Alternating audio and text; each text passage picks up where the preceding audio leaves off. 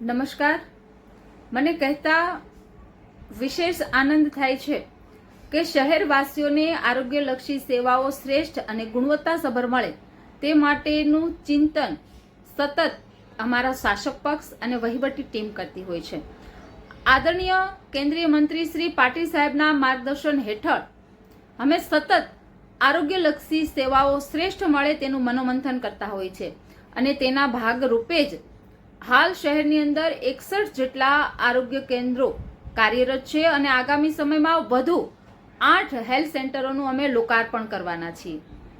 એટલે આગામી 2 વર્ષની અંદર શહેરમાં 101 જેટલા આરોગ્ય કેન્દ્રો કાર્યરત થવાના છે. એટલે કે ઝોન વાઇઝ 10 આરોગ્ય કેન્દ્રની સેવા શહેરવાસીઓને મળવાના છે. ત્યારે હું ચોક્કસપણે માનું છું કે ભારતમાં જો શ્રેષ્ઠ આરોગ્ય સેવાની કોઈ શહેર માટેની વાત આવે તો તે અમારું સુરત શહેર છે. એટલે આ તકે હું મારી આરોગ્ય ટીમને, મારા શાસકોને ખૂબ ખૂબ અભિનંદન પાઠવું છું.